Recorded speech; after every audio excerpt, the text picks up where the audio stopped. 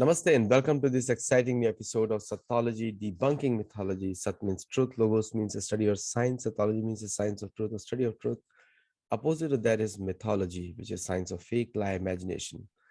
Today I have a very special guest, a good friend, very good friend, and a strategic analyst, which is very famous in India and the world. Most of you love his videos and his frankness more than anything else. He brings a lot of experience in speaking on current affairs. So let us welcome him. Abhijit, you're live on the show. Namaste. Thanks for having me on.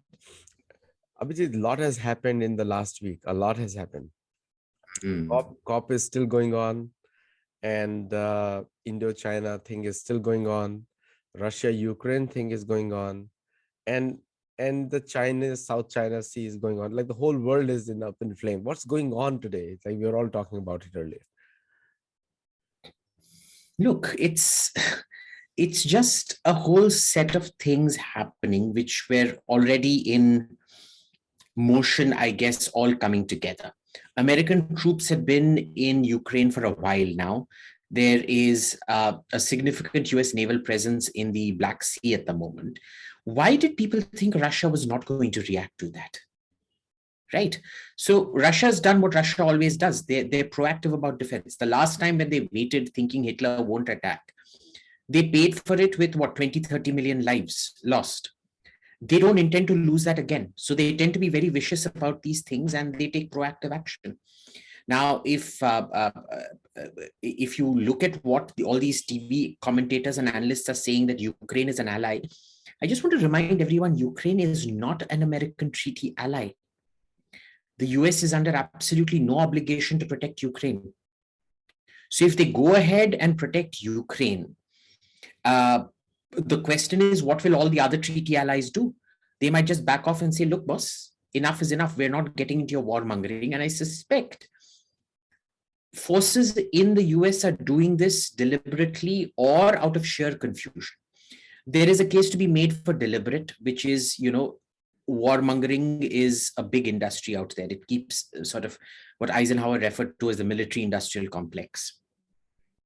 The second is, and this is probably more realistic according to me, is the fact that there's complete policy confusion because Kamala's team and Biden's team don't get along. They're all at cross purposes. Nobody knows who's running what department. Everybody's doing what they want to do and nobody's taking a macro view of everything. And Biden is too addled up there to figure anything out. That's about it. You put a very important point on Ukraine and Russia, because we all know that Russia has taken proactive steps in Crimea, and Black Sea is something which they don't want to lose the edge. Their strategic forces are also located there, and naval forces also there. So do you think that the Greece and Turkey, is Turkey a friend of Russia, or is it historically an enemy? Look, Turkey is bipolar, schizo, call it what you want. Turkey's allies depend on how Erdogan is feeding on and on what side of the bed he woke up this morning. If he had a great bonk last night, he may feel pretty good in the morning. If he did not have a great bonk, or if his food wasn't, or if his breakfast wasn't good, he'll turn the other side. He's taken Turkey, to be fair to him, he took Turkey to the greatest heights, but he's also brought it to the absolute bottom in terms of isolation and exclusion. Nobody wants to be seen with Turkey except Pakistan. And Pakistan, of course, having the unique distinction of being an even more isolated country, even more blacklisted country, that now needs some kind of an ally because Saudi Arabia has dumped it, the UAE has dumped it, everybody has dumped it, China's breathing down its neck. So it's looking to Turkey to somehow balance. Now, of course, it suits Turkey's ego, but there's nothing that Turkey can do practically. People say that when all economic options evaporate, and then the faith emerges as a binding factor. And that's what's happening in Turkey and even Pakistan, same scenario. But what about China? How are China sustaining? Because Chinese have a huge economy, and there I can see the investments are going down day by day. For the Look, a lot of people have been warning about China for a very long time. If you remember, even when we started off this series, Adi, I've been telling you that China, much before this Evergrande went bust, I've been telling you about the fake construction boom and things like that out there. Turkey's case is not very different. You go to Istanbul today, you see all these skyscrapers in central Istanbul. Most of them are unoccupied. Why? Because construction by itself has to be reflective of economic growth. Construction by itself does not create economic growth, right? So Turkey's whole thing, and by the way, this was also what Lebanon did. Lebanon, at the end of the war, the Rafiq Hariri family came in and said, we are going to take the monopoly on construction. Nobody else can build, only we will build. They went on building, but where was the money to build? Where was the money to occupy all these new flats and things like that after the civil war? So in a sense, Lebanon, Turkey, and China have made the same mistake. Turkey, the economic situation of Turkey is what is in China compressed. Now, in China, what's been happening is you have employers sitting. Normally, it's the unemployed who sit out on the road begging for jobs. Now, employers are out on the road looking for labor to staff their factories. And excuse me, there's a new movement called the Lie Flat movement, where the Chinese have decided that simply being part-time delivery workers working once or twice a week, they can earn the basic minimum to afford rent and 3 square meals a day.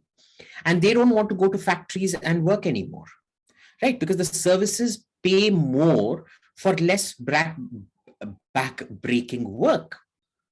So what's happening is there is a theory, I'm not completely sold on it, though I agree with some of it, that part of the crackdown on Alibaba and what's Alibaba's founder's name? I forget now. Short, funny guy, Jack Ma, and all those things is that they're cracking down on services so that people are forced to go back to industrial jobs. Technically, it makes sense, right? Because if you look at it, any developed society, the model is manufacturing takes a smaller share because you keep going up the value chain. And it creates a shadow where services blossom, and that then starts accounting for about 70% of the economy. Now, China clearly doesn't want that structure. Plus, they're not moving up the value chain. Plus, all their current investments are going bust because, like we've discussed, Gwadar and their projects in Pakistan are not going to yield benefits. We've seen this across South Asia, even in India, where unlike in America, where you build infrastructure, there is immediate business returns. In India, Bangladesh, Sri Lanka, and Pakistan, because the business climate is so bad, building infrastructure, you assume everything, all the other factors of industrialization are in place. They aren't in place. So you build infrastructure, you get nothing in return. It just becomes white elephants. This has been happening in China for a while now. It's good. It's good because, the sooner China starts cracking up from all its internal contradictions, the happier I am. And the China-Taiwan crisis is going on, where Taiwan is bolstering it. Vietnam, Philippines, and I was looking at the map, Google Earth map. It's a huge area China is claiming, the entire area, like the entire economic zone of so many other countries they're claiming. And is there a plan? Even they claim Russia's land also. Like, what's happening with them? Like they're No, they're not claiming Russian land. They're very careful not to do that with Russia at the moment. The thing is, they believe they can take principles of land ownership and apply it to the rule of the seas. And the rule of the seas doesn't accept that, right? So basically, they want to expand their territorial this thing to the seas, and it doesn't work. So let them keep doing it. They're just making lots and lots and lots of enemies. We should technically be happy. We should be very, very happy that China is doing to itself what no other country can do to it. Like I said, India's greatest liability is Narendra Modi's ego. India's greatest asset is Xi Jinping's stupidity. So Xi Jinping is the Leonid Brezhnev of China. He's screwing over China in a way Leonid Brezhnev screwed over the USSR. Let it happen. Why are we getting alarmed by it? We need to be encouraging him. Xi Jinping is our friend. We should be encouraging more of this. I think Xi Jinping is the best thing that ever happened to India. He may have killed 20 of our soldiers, I don't care, but he's the best thing that happened to India, because we've never had a stupider leader of China in the past. And he's accentuating his stupidity by all his purges, because all the voices of reason and moderation, he's been getting rid of them. So what's happening in Taiwan is basically this. He wants to keep it on the boil so that if and when things go bust in China, he will have a suitable foreign war to stoke up nationalist sentiment. Okay. Best of luck to him. Congratulations to him. 20 soldiers killed is a sad thing for us, but still, even every soldier counts for us. But at the same time, what you're saying in the larger context is right, because in the larger context is that the China itself is self-imploding. It's not even, you don't need anyone else right now. And Correct.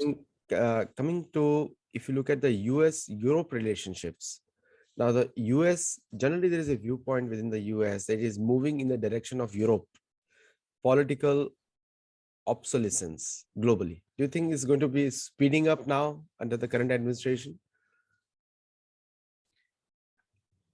Well, I mean, what do you mean speeding up? It's already very obvious, isn't it?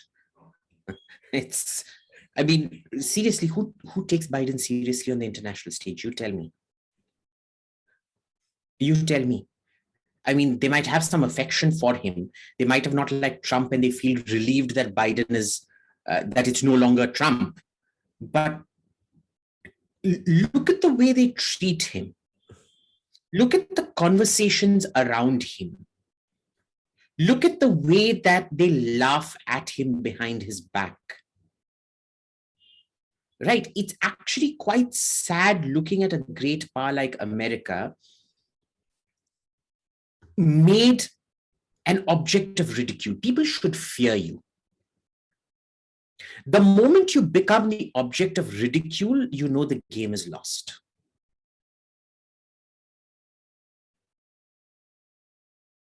One of the things which recently happened was the COP26, and we know how it was inconsequential for America when they're pushing for a climate deal or a green climate. Do you think the green climate technology thing is a hogwash, or is it a strategy to create a new economy on fuels?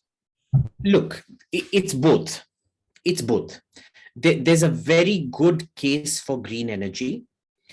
The problem also is, remember, there are other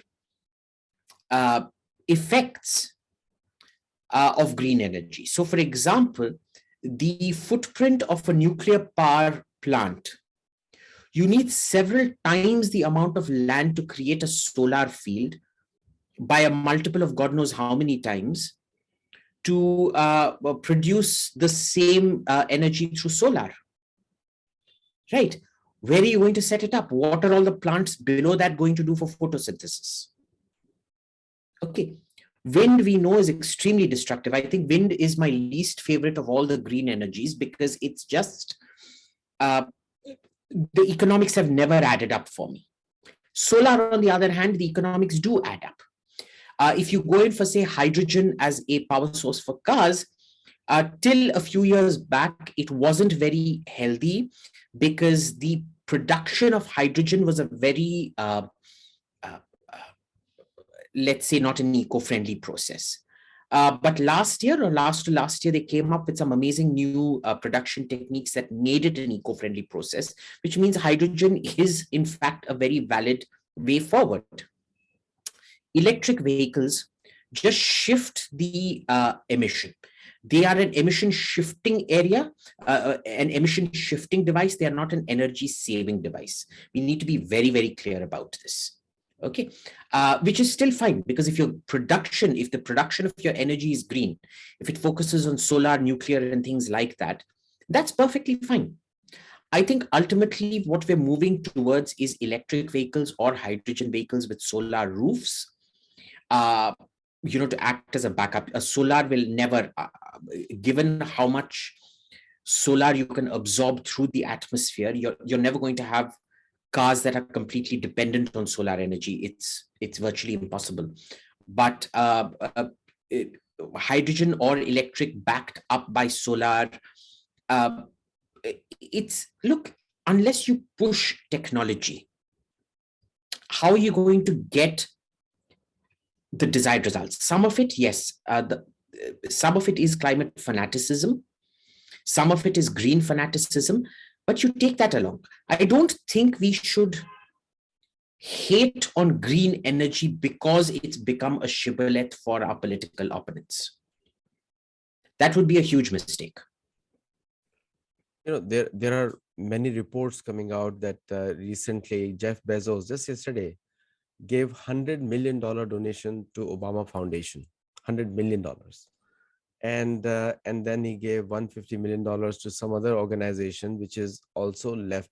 Do you think the corporates are increasingly playing a behind the back corporate policies of the world, or the government policies of the world, where they're influencing? Of course they are, but why does this surprise you? Why does this surprise you? Today, corporates run the world. A lot of people today, certain corporations are more powerful than the East India Company was at its peak. And mind you, the East India Company, the corrosive effect it had in Britain is the subject of academic study. Everybody knows, I mean, not, I should say everybody knows, because most people today are illiterate. Before East India Company was Dutch East India Company.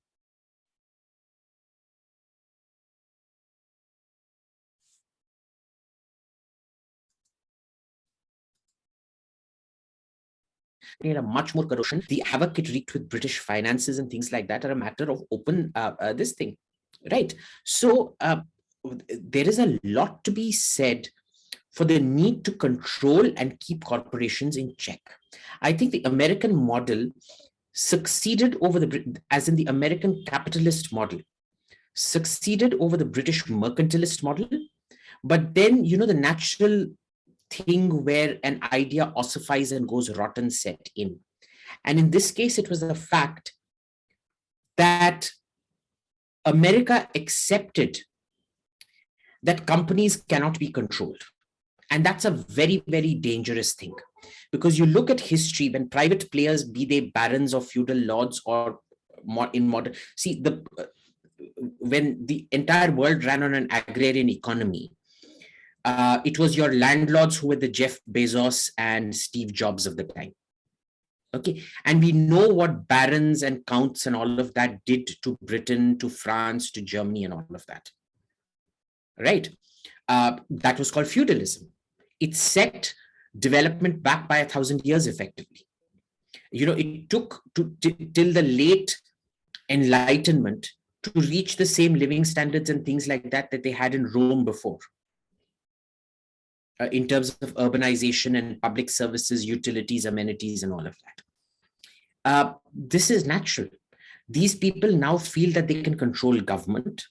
They want governments. Now, why do you'd think private corporations would oppose socialism and things like CRT, right? No, they don't oppose it. They want useful idiots who essentially create a culture of terror in corporations where the corporation cannot have the sort of internal democracy auditing and things of their owners' actions.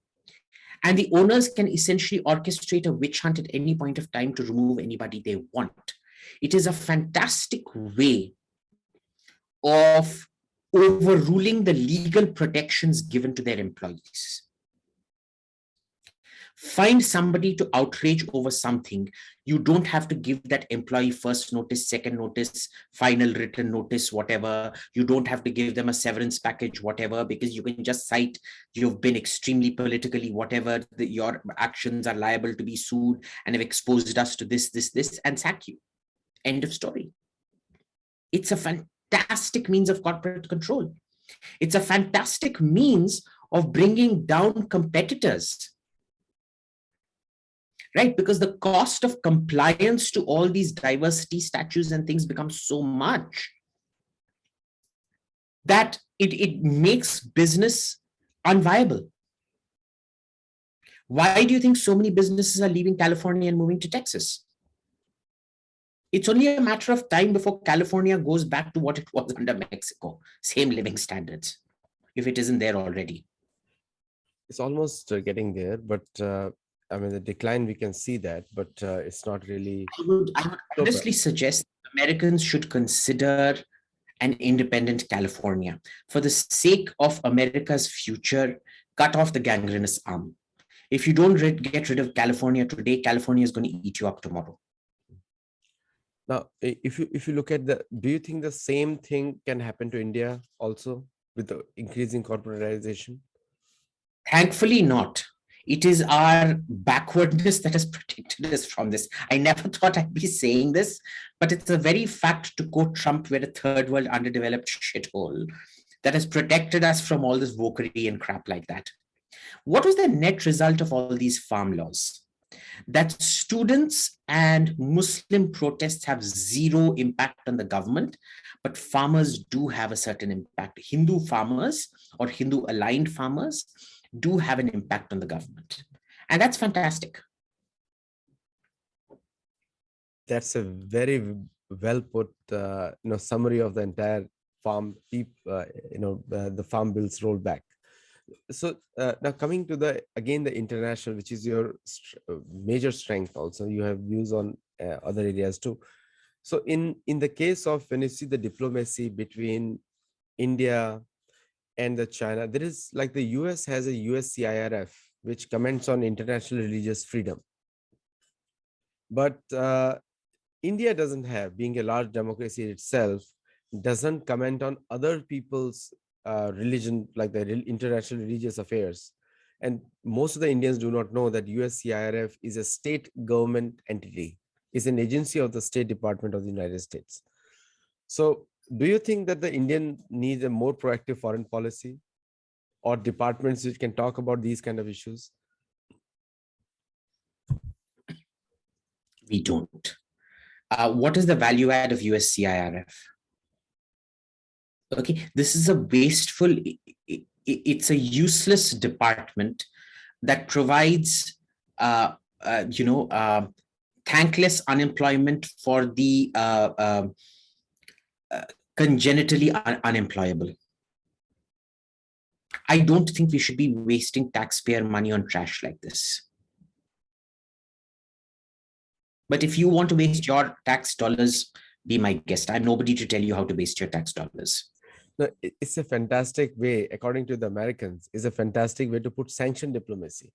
So then that's how they control it. They control by putting sanctions. I know, but see, it's completely pointless. They need some kind of a casus belli or a, casus sanctionelli to sanction somebody. Go ahead and do it. I don't think in India you need to have any kind. In India, the way, it's a bit like the Melian dialogues. Thucydides' Melian dialogues. That the moral of the story is that the strong will do as they do, and the weak must suffer as they must. So it's like that. When you're kind of like a middle to third-rate power, you suffer what you must and you just make do. So we're not in a position to have that right now. So if hypothetically, if the US if US puts sanctions on India for some reason, I don't think this is going to happen, on S-400, what is going to be the advantage or disadvantage for India on that one? Well, look, the advantage of India is to India. You no longer have to spend hundreds of millions of dollars on equipment that you can get for a few tens of millions of dollars elsewhere. It's low grade shit, but like Stalin used to say, quantity has a quality all of its own. So you go in for lower quality stuff, which is perfectly fine. I mean, you can fight with it, no issues. I don't see any advantages for America though, right? Because that is one relationship which will never get repaired again. It took 30, 40 years to repair the damage of 1971. Uh, Once this is done, there is no repairing that relationship. It can get repaired to the point where you carry out certain talks and exercises, but that trust is lost for good. There will be no further weapon sales or talk of integration. That's true, because that's what the latest report, which is sent to by the Washington DC think tanks, our favorite, has sent to the American administration, and I think that has come from a premier body, whatever in the American premier body. The amount of researches being done, if you look at the what do you call it, the billion-dollar startups. There was one word for that, it skipped my mind. And so if you look at that, India has produced a significant number of startups in the last few years than any other country. Even the rate of new Indian startups, $1 billion startups, there's a specific word for that. I just skipped my mind. Unicorns. Unicorns. The number of unicorns in India has been more than the number of unicorns in the US in terms of new unicorns. So do you think that Americans are lagging behind in this because the people are leaving USA for all the Democrat wokeism and everything? No, I don't. Because remember, all these unicorns, I'm extremely wary of every single unicorn. They're overwhelmingly service-based, which means they're basically airy-fairy shit. Take that Rivian. Rivian has come out with a fantastic new, which is not a service-based thing, incidentally. It's an actual product-based thing. They've come out with this fantastic new pickup truck. They've only sold, what, 200-300 units, but the valuation is now $200 billion, something like that. This is very, very dangerous market manipulation. All these unicorns, when you look back at history of boom and bust cycles, these unicorns are just leading you into a boom bust cycle. America can probably absorb it better. India cannot. These unicorns, they are nothing to take pride in. They are things to be extremely cautious about. I can tell you one thing, I'm not investing in them. My bigger issue is I don't have to invest in them for their collapse to start affecting everybody and everything else in the stock market. Globally, the Bitcoin has faced a lot of government backlash, even in India also. So, and most of the people are assuming that there is a Chinese play behind the Bitcoin, global Bitcoin. What is your view on the Bitcoin industry? So see, here's the thing. When you say Chinese play on Bitcoin, what does that actually mean? Because the thing about Bitcoin is, by its fundamental nature, it is not susceptible to government indiscipline. It is not susceptible to government valuation, devaluation, and things like that. It floats in an actual free market environment, free of distortion in that sense. Right? So let's put it this way. I'm not exactly super thrilled about Bitcoin and crypto, but I trust Bitcoin and crypto more than I trust government policy and government run currency.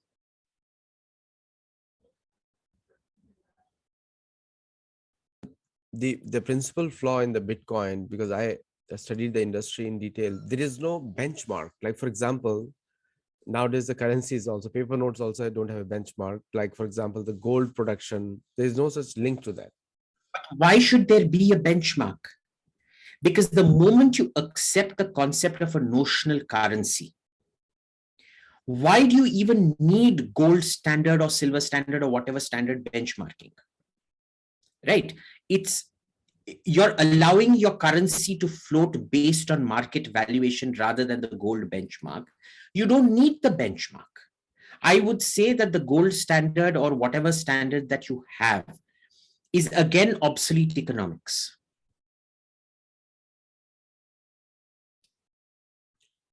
The gold standard connects it to the you know anyway, you're absolutely right, because at one point gold was one of the standard currencies. Even in Mahabharat, Nishk was a half gold half copper. And so there is a traditional viewpoint on the gold, on that, on the minerals, and that's how it connects to the ground economy. But Bitcoin, you're saying that it's just a solar based. Most of the servers farms are solar based, and they consume a lot of energy, and the currency is generated as per the need for it. And there are more than 60,000 coins available, bitcoins available, not Bitcoin, the digital currency available, 60,000.